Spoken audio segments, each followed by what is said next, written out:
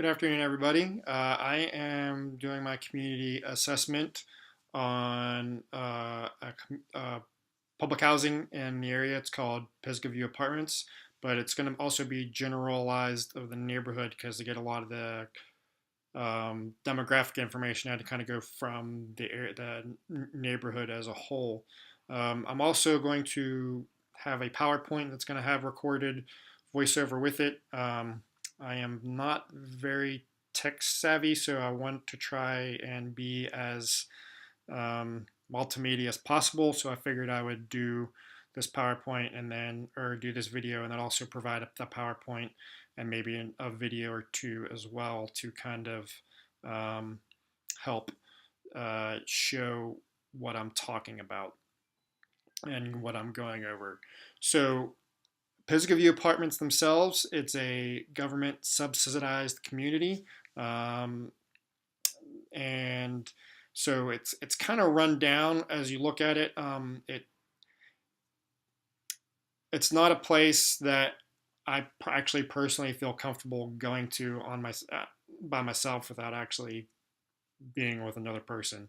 Um, and that's a lot of it has to do with a personal experience that I had when I first moved here.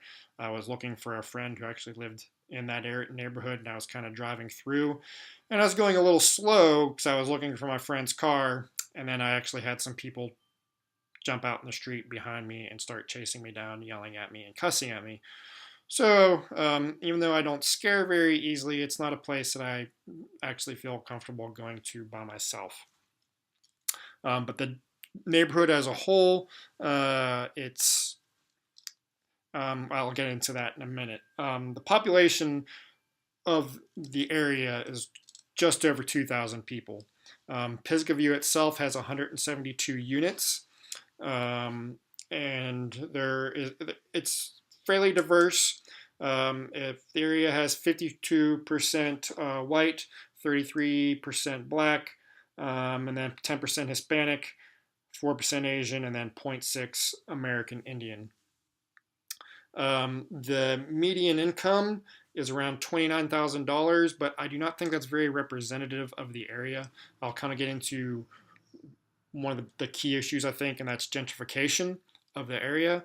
So there's a lot of money moving in to the area, and so I think it's kind of driving that median income up because the people that are living below poverty level are just below $50,000, or sorry, people living below the poverty level is 50%, not $50,000. So 50% of the people that in the area live below the poverty line. Um, so so that's a major problem that is coming with the area is the gentrification. I'll kind of get into that in a minute. Um, but the resources that are within the area is that there's a couple grocery stores nearby, and my PowerPoint will kind of show some examples of two of them. But it's not quite a food desert, but I think with what's available, there's a small little grocery that's in the neighborhood that doesn't provide a whole lot, and then about a mile away up a fairly steep hill, there's another grocery store from the local chain called Ingles, but it's very run down. The fresh food area is very small in comparison to the Ingles that are in other areas of the city. In my PowerPoint, there's a picture of what the Ingles is. That's Ingles is the grocery store, which is close to Pisgah View, and then an Ingles, which is in another neighborhood.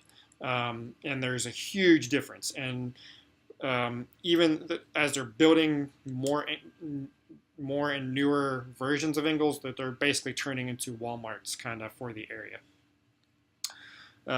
But there are groceries near the area. It is very accessible to the bus line.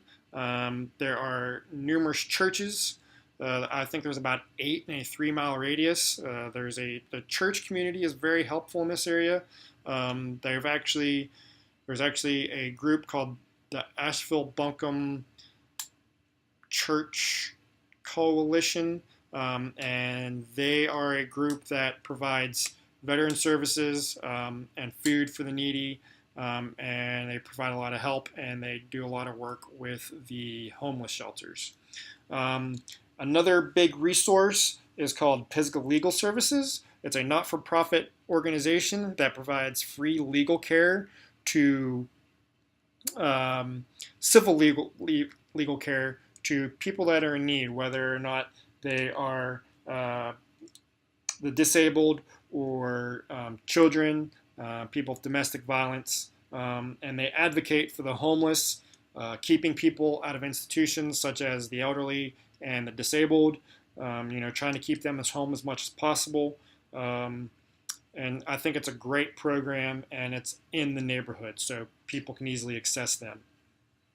Another good resource is called the Community Service Navigator, and and I kind of break this up a little bit more in the PowerPoint, but the Community Service Navigator, it's a group that is contracted out by the county. And I spoke with the woman who runs it. Her name's Rashida, and she just gave me a plethora of wonderful information. They have these things called pop-ups, and what the pop-ups are their little food stations that they'll go into certain communities like Pisgah View or the other housing in the area, the other public housing in the area, and they give free food. They just hand out free food. It doesn't matter what your income is. If you need food, you can come there and get that. And when I worked, my practicum was with social services, and if we had a client that needed food, we just called them up, went and grabbed a box of food. They gave it to us. There's plenty of fresh vegetables, fresh fruit. I mean, this is food, fresh, good food. It's not highly processed food. It's free to the people. And by the time that by the time that the pop-up is getting ready to close, they are begging people to actually take food off their hands so it doesn't actually get wasted. I think it's a wonderful thing. The Community Service Navigator also empowers people with teaching them certain life skills. Rashida had spoke about one of the guys that worked for her. There's her and only one other people are full time. There's a couple of part time employees, and the rest of the people are volunteers. But the other full time employee, he is spending a lot of time right now teaching parenting classes to single fathers. They're working with the community. They're building a bond with the community, and they're getting the community not only to come together as a whole to work with each other, but they're building a trust within the community to work with the services that are available to them, especially social services. So Rashida had a lot of great things to say. And then I think another good asset that's to the community is the local elementary school. It's called Hall Fletcher. The principal, his name is Gordon Grant. He is a colleague of mine. He serves on the scholarship board for the summer camp that I work at. And when he took over at Hall Fletcher, it was a rundown elementary school. And he had quoted me that the free and reduced lunch rate in that school was over 80%, which means over 80% of the children at that school either receive free lunches or at a reduced rate. So he had a large challenge of trying to make improvements on the school. It was in the No Child Left Behind era, it was losing its funding. It did not have very good numbers. But what Gordon has done is he's brought in a program that is kind of put together by Paul Tough. He has a book called How Children Succeed. And what he's doing is he's implementing the building of character. And by that, it is trying to teach them skills in perseverance, curiosity, optimism, and self-control. And Gordon is also bringing in a lot of concepts that are taught in outdoor education. And with this itself, there's a lot of character building in outdoor education, and that's part of what he's wanted to bring into a school. And he's made this elementary school a year-round school, which means the kids are in school. They're in school year-round. They have breaks like normal schools do, and in general, spread out through the year, they would get what a normal summer break would be in time off.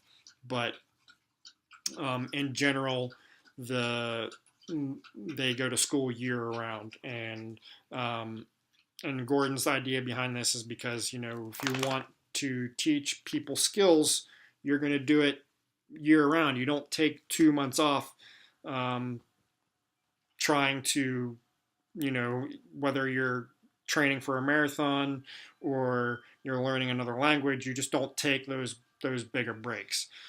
So I think between Hall Fletcher and the community services program, they are really trying to make a change in this community, and they are empowering it. And empowering is kind of the part where I'm bringing in from the text. Um, they're empowering the community to function on their own, work on their own, and kind of step over the boundaries so they can kind of deal with what I think the biggest problem is, and that is gentrification, which is basically the redevelopment of the community, where a lot of money is being brought in uh, because there's a large amount of people who are retirees that are moving to the area, and it's a big tourist area. So a lot of money is coming into the area to rebuild up a lot of the rundown sections of the area. Businesses are coming in, and I think that is great. I'm seeing a lot of great businesses, restaurants, stores, plenty of opportunities. But with that, it's pricing out a lot of the people who are in the low, the workers that are supporting a lot of these businesses. They're kind of being priced out when it comes to cost of living. There's actually one of the public housing communities here. It was a lot smaller than Pisgah View, but it's shutting down, and they're going to tear all those buildings down, all the buildings down that are in it, and they're going to probably put in either housing, expensive houses, or apartments, which seems to be a big thing that's going on around here. So the gentrification of the area, I think, is the biggest problem because people are being priced out. Um, so, I think that as a whole, I think it's in general is what's going on. Like I said, I think that the best things for the area right now that are happening is the community navigator program, where it's working with the community, it's building the community up, and then the services that Pisgah Legal provides, social services, and then starting at the bottom with the youngest of the population at the elementary school, and building them up and propping them up and getting them to be functional parts of their community to where they can help the community come out of the burdens that exist within um, being in a government housing area. So that is my assessment. I hope you can look at my PowerPoint. Like I said, I've recorded some stuff on there, and I may provide some other stuff multimedia wise to try and bulk up the video here. Like I said, I'm really not savvy enough to make a great video that shows a lot of things. So on the wiki page, I'll add some other things.